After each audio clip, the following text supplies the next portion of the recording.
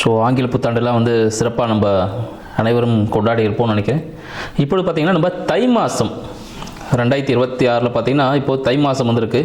So இந்த தை மாதத்தின் சிறப்புகள் என்னென்ன இருக்குது, மேலும் பார்த்திங்கன்னா இந்த தை மாதத்தில் 12 ராசிக்காரர்களுக்கும் 27 நட்சத்திரக்காரர்களுக்கும் என்னென்ன சிறப்புகள், என்னென்ன பாதிப்புகள், சரிங்களா, யார் உச்சத்தை தொட போகிறார் அப்படின்ற விஷயங்கள் பற்றியும் இப்போ நம்ம இந்த வீடியோவில் பார்ப்போம்.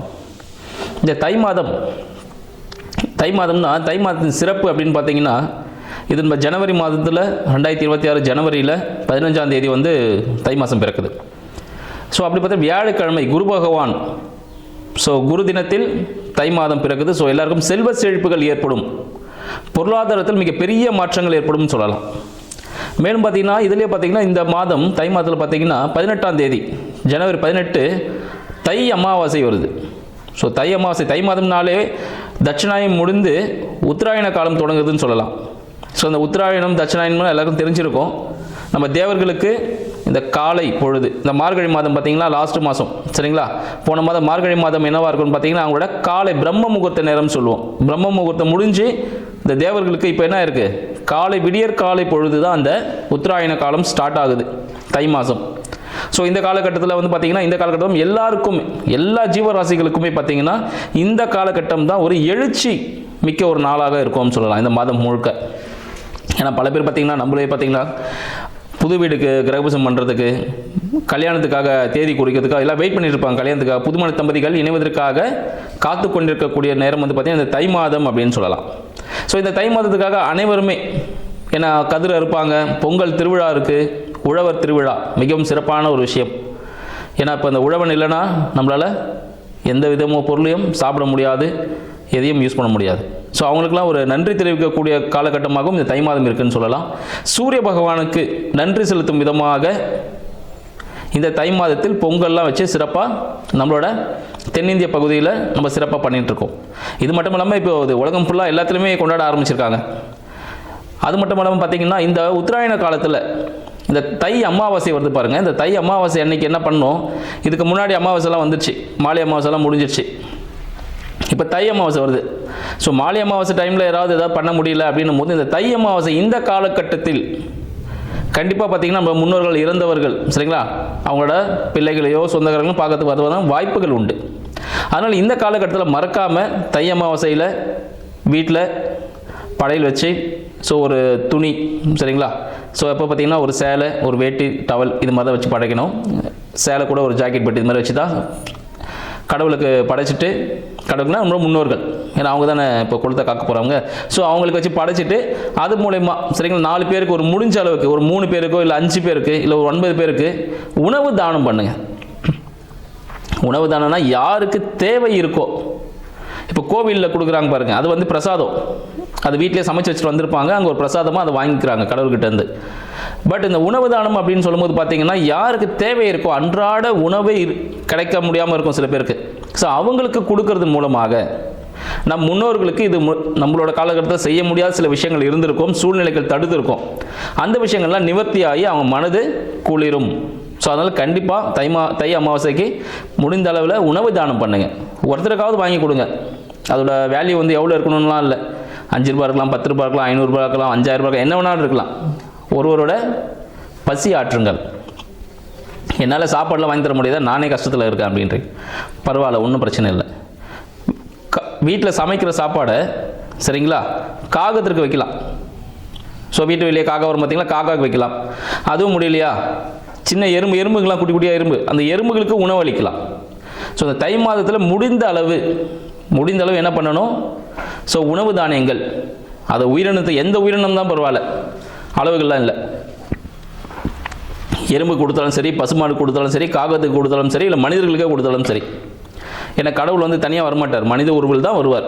அப்போ நம்ம தான் வந்து யாருக்காவது உதவிகள் செய்யணும் அப்படின்ற விஷயத்தையும் வந்து இந்த தை மாதத்தில் நம்ம கண்டிப்பாக கடைப்பிடிக்கணும்.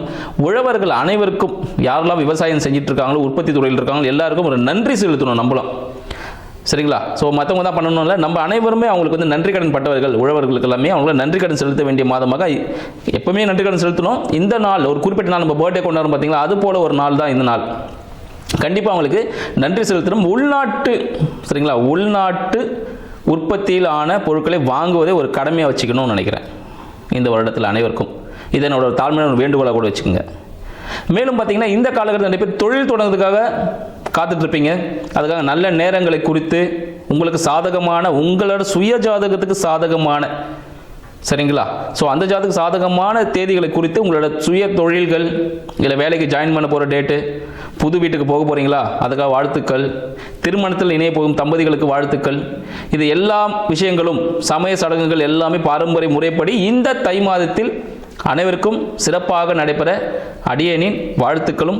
2026 தை மாதத்தில் இருக்கும் அனைத்து ராசினர்களுக்கும் அடியேனின் வணக்கங்கள். இப்பொழுது பார்த்தீங்கன்னா இந்த தை மாதத்தில் மேஷ ராசி அன்பர்களுக்கு எப்படி இருக்க போகுது அப்படின்னு பார்க்கலாம். மேஷ ராசி மேஷ லக்ன அன்பர்களுக்கும் பார்த்துக்கலாம், அவங்களுக்கும் இந்த விஷயங்கள் சாதகமாகவே இருக்குமா அப்படின்னு பார்க்கலாம். ஸோ இந்த மாத காலகட்டத்தில் பார்த்தீங்கன்னா யாருக்கு சாதகமாக இருக்குது அப்படின்னு பார்ப்போம். மேஷ ராசிக்காரர்களுக்கு எப்படி இருக்க பொழுது இந்த தை மாதம் முழுக்க, ஏன்னா அதை பொறுத்து தான் நம்ம தை பிறந்தால் வழி பிறக்கும் அப்படின்னு சொல்லியிருக்காங்க. ஸோ நம்மளுக்கு மேஷ ராசி நம்மளுக்கு வழி பிறக்குதா இல்லை வழியை உருவாக்க போகிறோமா அப்படின்னு சொல்லிட்டு பார்ப்போம். மேஷத்தின் அதிபதியான செவ்வாய் பகவான், சரிங்களா, 9ல் இருக்கிறார், பாக்கியத்தில் இருக்கிறார். அப்போ என்ன விஷயங்கள் நடக்க போகுது அப்படின்னு பார்த்தீங்கன்னா, மேஷ ராசி மேஷ லக்ன அன்பர்களுக்கு இந்த தை மாதத்தில் பார்த்தீங்கன்னா புதிய முயற்சிகளால் பிரச்சனைகளை சந்திச்சிருப்பாங்க. கடந்த காலகட்டத்தில் ஏதாவது புதுசாக ஒரு பிஸ்னஸ் ஆரம்பிக்கிறதா இருந்தாலும், புதிய தொழில் முயற்சியாக இருந்தாலும், இல்லை வேலைக்காக இல்லை படிப்புக்காக, இந்த முயற்சிகள் எல்லாமே பார்த்தீங்கன்னா ஒரு டாக்குமெண்டேஷன்ஸ் இஷ்யூ கூட இருக்கும், சரிங்களா. ஸோ டாக்குமெண்டேஷன்ஸ் பார்த்தீங்கன்னா உங்களோட பத்திரப்பதிவு சம்மந்தப்பட்ட விஷயங்கள், ஸோ இந்த சர்டிஃபிகேட் சம்மந்தப்பட்ட விஷயங்கள், கையெழுத்து சம்மந்தப்பட்ட விஷயம், தோல் சம்மந்தப்பட்ட விஷயங்கள் மற்றும் நரம்பு சம்மந்தப்பட்ட விஷயங்கள், இளைய சகோதரம் கூட எடுத்துக்கலாம், உங்களோட அப்புறம் பிறந்த உடன்பிறப்பு போல இருக்கிறாங்களா அவங்க, சரிங்களா. ஸோ அவங்களுக்கெல்லாம் பார்த்தீங்கன்னா ஒரு உடல் உபாதைகள் இருந்திருக்கலாம். இதனால சில பிரச்சனைகள்லாம் சந்திச்சிருப்பீங்க கண்டிப்பாக. இந்த மார்கழி மாதத்தில் அதுக்கு முன்னாடி தான் சந்திச்சிருப்பீங்க. இந்த தை மாதத்தில் உங்களுக்கு எல்லாமே ஒரு விடியல் பிறக்க போகுது அப்படின்னு சொல்லலாம். ஸோ அப்போ ஒரு மகிழ்ச்சியான தருணம் தான் இது. ஸோ தை மாதத்தில் உங்களுக்கு மேஷராசி மேஷ லக்ன நண்பர்களுக்கு ஒரு விடியல் காத்துட்டு இருக்கு. தை பிறந்தால் வழி பிறந்தாச்சுன்னு சொல்லலாம் இந்த காலகட்டத்தில். கூடவே பார்த்தீங்கன்னா உங்களோட புத பகவான் கூட இருக்கிறார் 9ல் பாக்கியமா. ஸோ 3க்கும் 6க்கும் அதிபதி. ஸோ முயற்சிகளால் பிரச்சனை எல்லாமே என்ன ஆக போகுது, இப்போ தவிடு பொடியாகி ஒரு புதிய உச்சத்தை அடைய போறீங்கன்னு சொல்லலாம். ஸோ இத்தகைய சிறப்புகள் ஏற்பட போகுது. நீங்கள் ஆன்மீகம் சார்ந்த விஷயங்களில் ஈடுபடுறதுக்கான வாய்ப்புகள் அதிகம், சரிங்களா. ஆன்மீகம் சார்ந்த விஷயங்களில் வாய்ப்புகள் அதிகம். பெருமாள் கோவில் மற்றும் முருகன் கோவில்லாம் போகிறதுக்கான வாய்ப்புகள் அதிகமாக இருக்கும். தட்சிணாமூர்த்தி கோவில், குரு பகவான் கோவில்லாம் போகிறதுக்கான வாய்ப்புகள் அதிகம் ஏற்படக்கூடிய ஒரு மாதமாக இந்த தை மாதம் திகழப்போகுதுன்னு சொல்லலாம். இது பாக்கியமாக இருக்கும் உங்களுக்கு. அதுக்கு என்ன பண்ணணும், இந்த பாக்கியத்துக்கு என்ன செய்யணும் அப்படின்னு பார்த்தீங்கன்னா, உங்களோட தந்தை இருந்தாங்கன்னா தந்தை காலில் விழுந்து ஆசீர்வாதம் வாங்குங்க. அவங்க மனது புண்படும்படி யாரும் நடந்துக்காதீங்க. இல்லை தந்தை ஸ்தானத்தில் இருக்கிறாங்களா அவங்க கிட்ட வந்து இனிமையாக பேசுங்க. இதுக்கு முன்னாடி ஏதாவது நம்ம பேசி மன வருத்தப்பட வச்சிருந்தோம்னா ஒரு மன்னிப்பு கேளுங்க. அவங்கள சந்தோஷமாக பார்த்துக்கிட்டனால எல்லாமே உங்களுக்கு கை கொடுக்க ஆரம்பிச்சிடும். அதுதான் நம்மளுக்கு பெரிய தளங்களாக இருக்கே அப்படின்னு சொல்லுவோம். ஸோ தாய் தந்தையிடம் பார்த்தீங்கன்னா யாருக்கிட்டையும் இந்த ஈகோன்ற விஷயங்கள்லாம் நம்ம கொண்டு போக வேண்டாம். ஸோ அவங்ககிட்ட நீங்கள் சாஷ்டாங்கமாக நீங்கள் மன்னிப்பு கேட்கும் பொழுது, மனதார மன்னிப்பு கேட்கும் பொழுது, இல்லை தாய் தந்தை இல்லையா, ஸோ மனசார அவங்களை நினச்சிக்கிட்டு அவங்கள்ட்ட வருந்தி என்னை மன்னிச்சிருங்க நான் இதெல்லாம் பண்ணிட்டேன் அப்படின்னு சொல்லிட்டு மன்னிப்பு கேட்கும் பொழுது உங்களுக்கு தேவையான விஷயங்கள் எல்லாமே சாதகமாக நடக்க போகுதுன்னு சொல்லலாம். அடுத்து உங்களோட விஷயங்கள், படிப்பு சம்மந்தப்பட்ட விஷயங்கள், திருமணம் சம்மந்தப்பட்ட விஷயங்கள்லாம் பார்த்தீங்கன்னா, படிப்பு தொழில் கல்வி சார்ந்த படிப்புக்காக நீங்கள் பயணம் செய்வதற்கான வாய்ப்புகள் ஏற்படும் இந்த காலகட்டத்தில். திருமணத்திற்காக காத்துட்டு இருக்கக்கூடிய மேஷ ராசி அன்பர்கள், மேஷ லக்ன அன்பர்களுக்கு பார்த்தீங்கன்னா இந்த தை மாதத்தில் திருமணம் நடப்பதற்கான வாய்ப்புகள் காத்துட்டு இருக்குங்க. ஸோ திருமணத்திற்கான வாய்ப்புகள் யாரெல்லாம் இதற்கும் திருமணம் ஆகலன்னு காத்துட்டு இருக்கீங்களோ உங்க எல்லாருக்கும் இந்த தை மாதம் ஒரு விடியல் கொடுக்கக்கூடிய ஒரு மாதமாக சூரியன் நேரம் உங்களை பார்க்க போறாரு, சரிங்களா. ஸோ சூரியன் நேரம் பார்த்தோன்னா உங்களுக்கு பன்னீர் மேலே படர்ந்த சூரியன் போல, சரிங்களா. ஸோ அந்த ஒளியால் நீங்கள் பிரகாசிக்க போறீங்க அப்படின்னு சொல்லலாம். ஸோ உங்களுக்கு கூடவே சுக்கிரன் இருக்காரு, சரியா. சூரியன் சுக்கிரன் ஒன்னாவே உங்களுக்கு 10ஆம் இடத்துல இருக்காங்க. அப்போ தொழில், அரசாங்கம் சார்ந்த தொழில், அரசாங்கம் சார்ந்த விஷயத்தில் தான் நீங்கள் ஈடுபட போறீங்கன்னா உங்களுக்கு சக்சஸ் கொடுக்கும்னு சொல்லலாம். பெண்கள் மூலமாக, மேஷராசி அன்பர்களுக்கு பெண்கள் மூலமாக ஒரு சிறிய அழுத்தம் ஏற்படுறதுக்கான வாய்ப்புகளும் உண்டு. பெண்கள் விஷயத்தில் மேஷராசி அன்பர்கள், மேஷ லக்ன அன்பர்கள் கொஞ்சம் ஜாக்கிரதையாக கையாள்வது ரொம்பவும் நல்லது. நம்மளுக்கு இது வேண்டாம்னா வேண்டாம், வேணும்னா வேணும். ஸோ ஸோ இது தேவையா இல்லையான்னு பார்த்துங்க. மேலும் பார்த்தீங்கன்னா இந்த ஆடை ஆபரணங்கள், இந்த ஜுவல்லரி ஷாப் வச்சிருக்கிறது, ஃபேன்சி ஸ்டோர் வச்சிருக்கிறது, இது போல ஷாப்ஸ்லாம் நீங்கள் ஓப்பன் பண்ணுறீங்கன்னா இந்த காலகட்டம் ரொம்ப சிறப்பாக இருக்கும் மேஷராசி அன்பர்களுக்கு. டெக்ஸ்டைல்ஸ் நிறுவனங்கள், ஆடை தயாரிக்கக்கூடியவர்கள், இவங்களாம் பார்த்தீங்கன்னா ரொம்ப சிறப்பாக இருப்பாங்க. இந்த காலகட்டத்தில் நல்ல பிஸ்னஸ் நடக்குதுன்னா வாய்ப்புகள் உண்டு. ஒரு தொழிலாளியாக இருந்தால் இந்த காலகட்டத்தில் ஒரு முதலாளி ஆகக்கூடிய ஒரு அமைப்பும் இந்த தை மாதம் இருக்குன்னு சொல்லலாம். மேலும் பார்த்தீங்கன்னா அரசாங்கத்தில் சிறிய ஒரு அழுத்தம் ஏற்படும். ஸோ உங்கள் கரெக்டாக உங்கள் டேக்ஸ் வாட் எவர் என்னெல்லாம் இருக்கோ டாக்குமெண்டேஷன்ஸ்லாம் கொஞ்சம் கரெக்டாக கிளியர் பண்ணிவிடுங்க. இந்த விஷயங்கள்லாம் உங்களுக்கு நிறைய சப்போர்ட்டாக இருக்கும்னு சொல்லலாம். மேலும் பார்த்தீங்கன்னா உங்களுக்கு 4ஆம் அதிபதியான சந்திர பகவான் உங்களுக்கு 8ல் இருக்கார், மேஷத்துக்கு 8ல் இருக்கார். அப்போ வீடு சம்பந்தப்பட்ட விஷயங்கள் ஒரு சிறிய ஒரு அழுத்தத்தை கொடுக்கலாம். தாயாரின் உடல்நிலையில் சிறிய கவனம் வேணும். தாயார் பார்த்தா நல்லா தான் இருப்பாங்க, ஆனால் நம்ம மனது தோணும் அவங்க ஏதோ ஒரு ப்ரெஷரில் இருக்காங்களோ, அவங்களுக்கு ஏதாவது இஷ்யூஸ் இருக்கோ அப்படின்ற மாதிரி தோணலாம். சரிங்களா? ஸோ நம்மளோட உடல் சம்பந்தப்பட்ட விஷயங்கள், மேஷராசி என்பது உடல் சம்பந்தப்பட்ட விஷயங்களில் இருதயம் சார்ந்த விஷயங்கள், இல்லை மூச்சு சார்ந்த விஷயங்களில் சிறிய பிரச்சனைகள் வந்து போகலாம். பெருசாக ஒன்றும் இல்லை, சின்ன சின்ன விஷயங்கள் பாதிப்புகள் ஏதாவது இருக்கலாம், வாய்ப்புகள் உண்டு. சளி தொந்தரவு சம்பந்தப்பட்ட விஷயங்கள், கோல்டு, ஸோ இதனால் வந்து சளி இருமல் சம்பந்தப்பட்ட விஷயங்களில் சிறிய பாதிப்புகள் இருக்குன்னு சொல்லலாம். ஸோ அதனால் பார்த்தீங்கன்னா தண்ணியில் கொஞ்சம் பார்த்து சுட வச்சு கரெக்டாக நீங்கள், நான் கிளைமேட் சேஞ்ச் ஆகுதுல்ல, அதனால் தண்ணியில் சுட வச்சு கரெக்டாக பார்த்துருந்தீங்கன்னா ரொம்ப நல்ல விஷயங்களாக இருக்கும். உங்களுக்கு 5ல் கேது பகவான் சஞ்சரிக்கிறார். இந்த கேது பகவான் இருக்கிறதுனால என்னெல்லாம் நடக்கும்? மனதில் பார்த்தீங்கன்னா ஒரு ஆன்மீக நாட்டம் ஏற்படும். சரிங்களா? குழந்தை பிறப்பு, மேஷராசி நண்பர்கள் இந்த காலத்தில் குழந்தை பிறப்பதற்கான வாய்ப்புகள் உண்டு. குழந்தை ஆண் குழந்தையாக பிறப்பதற்கான வாய்ப்புகள் அதிகம். உங்களுக்கு 3ல் அமர்ந்த குரு பகவான் 9, 12 அவர் 3ல் இருக்கார். அப்போ என்ன பார்த்தீங்கன்னா உங்களுக்கு தந்தை சார்ந்த விஷயங்கள், தந்தை சார்ந்த விஷயங்கள் எல்லாம் நீங்கள் வெளியூர் வெளிநாடு போகிறதுக்கான சில விஷயங்கள், பாஸ்போர்ட் சம்மந்தப்பட்ட விஷயங்கள், இம்போர்ட் எக்ஸ்போர்ட் சம்மந்தப்பட்ட விஷயங்கள், இதனால ஒரு செலவு ஏற்படும். புதிய முயற்சிகள், அதாவது ஒரு நல்ல ஒரு அனுகூலமான விஷயங்கள் தான். ஸோ அதுக்காக ஒரு புதிய முயற்சிகள் நீங்கள் எடுப்பதற்கான வாய்ப்புகள் அதிகம். மேலும் தந்தை சார்ந்த விஷயத்தில் ஏதாவது ஒரு மருத்துவ உதவிகள் தேவைப்படுறதுக்கான வாய்ப்புகள் உண்டு. இந்த நரம்பு சம்பந்தப்பட்ட பிரச்சனை, இல்லை சூடு சம்பந்தப்பட்ட பிரச்சனைகள், உஷ்ணம் சொல்லுவாங்கல்ல, அது சம்பந்தப்பட்ட பிரச்சனைக்காக மருத்துவ உதவி, கொழுப்பு சம்பந்தப்பட்ட பிரச்சனைகளும் இதெல்லாம் வந்து மறைமுகமாக இருக்கும், இப்போதான் உங்களுக்கு தெரிய வந்திருக்கும். ஸோ இது சம்பந்தப்பட்ட விஷயங்களில் நீங்கள் ஒரு மருத்துவ செலவு செய்வதற்கான வாய்ப்புகள் உண்டு. ஸோ அதில் கொஞ்சம் ஏதாவது சின்ன விஷயம்னா உடனே டாக்டரை போய் அணுகிறது மிகவும் நல்லதுன்னு சொல்லலாம். உங்களுக்கு 11ல் இருக்கக்கூடிய ராகு பகவான், 11 நம்மளுக்கு ப்ராஃபிட்டு பேரின்பம் சொல்லுவோம். அங்கே ராகு வேறு இருக்காரு. ஸோ சுகபோகக்காரகன் அங்கே இருக்கிறதுனால பேரின்பத்தில் மூழ்கக்கூடிய ஒரு அமைப்பு இந்த மேஷராசி நண்பர்கள் இந்த தை மாதம் காத்துட்டு இருக்குன்னு சொல்லலாம். சரிங்களா? ஸோ உங்களோட அடுத்த பிரான்ச்சஸ் ஏதாவது ஒர்க் பண்ணி பிசினஸ் பண்ணுறீங்கன்னா அடுத்த பிரான்ச்சஸ் ஓப்பன் பண்ணுறதுக்கு இந்த காலகட்டம் மிக சிறப்பான ஒரு காலகட்டமாக இருக்குது.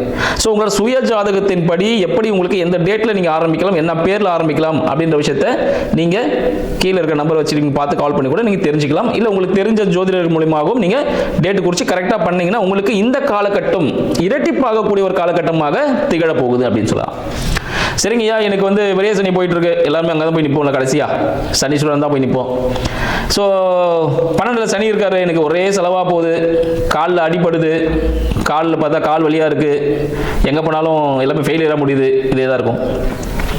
அவர் விரைய சனினா என்ன பண்ண போறாரு? ஒண்ணுமே நீங்கள் சேர்த்து வச்சதெல்லாம் எடுத்துக்க போறது இல்லை. நீங்கள் என்னெல்லாம் பாவம்லாம் செஞ்சுருக்கீங்களோ அதெல்லாம் கழிக்கிறாரு. அவர் ஒரு நீதிமானவர், வந்து தெளிய வைக்கிறார். ஒரு குளத்தில் கழுத்துக்கு போட்டிங்கன்னா கொஞ்சம் கலங்களாக இருக்கும், அதுக்கப்புறம் தெளிஞ்ச பிறகு பார்த்தீங்கன்னா ரொம்ப கிளியர் வாட்டர் இருக்கும். சரிங்களா? அது போல தான் சனீஸ்வர பகவான் வந்து உங்களை வந்து கெடுக்கிறதுக்காகலாம் இல்லை, அவர் மாதிரி கொடுக்கறதுக்கு ஆளே இல்லை, யாருமே தடுக்கிறதுக்கு ஆள் இல்லை அவர் கொடுத்தாருன்னா. ஸோ 12ல் இருக்க சனீஸ்வர பகவான் உங்களுக்கு பார்த்தீங்கன்னா விரயங்கள் ஏற்படுத்த மாட்டார். அந்த விரயங்களுக்கு வந்து சுப விரயமாக மாற்றிக்கலாம்.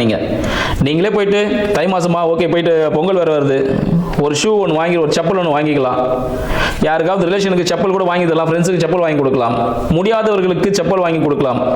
சரிங்களா? ஸோ இந்த விஷயங்கள். மேலும் பார்த்தீங்கன்னா கால் சம்பந்தப்பட்ட விஷயங்கள் யாராவது பாதிக்கப்பட்டிருக்காங்களா அவங்களுக்கு உங்களால் முடிந்த உதவிகளை செய்யலாம். வயதானவர்களுக்கு தேவையான பணிவிடைகள் உதவிகள் செய்யலாம். உங்ககிட்ட வேலை செய்யக்கூடிய தொழிலாளர்களுக்கு உங்களால் முடிந்த உதவிகள். சரிங்களா? என்ன உதவியுமோ உதவி தான் செய்யணும். நானும் அவங்க சொல்லிட்டாங்க நம்ம போய் ஏதாவது கொடுத்து நம்ம சரி பண்ணிக்கலாம்லாம் இல்லை, அவங்களுக்கு உதவி தேவைப்படணும். ஏன்னா உங்களுக்கு ஒரு விஷயம் பாசிட்டிவ் வந்து சேரணும், உங்களுக்கு ஒரு நல்ல ஒரு விஷயம் வரணும் அப்படின்னா, புண்ணியம் கிடைக்கணும்னா அதுக்கு யாருக்காவது ஒரு தேவை இருந்தால் தான் அந்த புண்ணியம் உங்களுக்கு கிடைக்கும். அப்போ அந்த ஆள் உங்களுக்கு சந்திக்கணும்.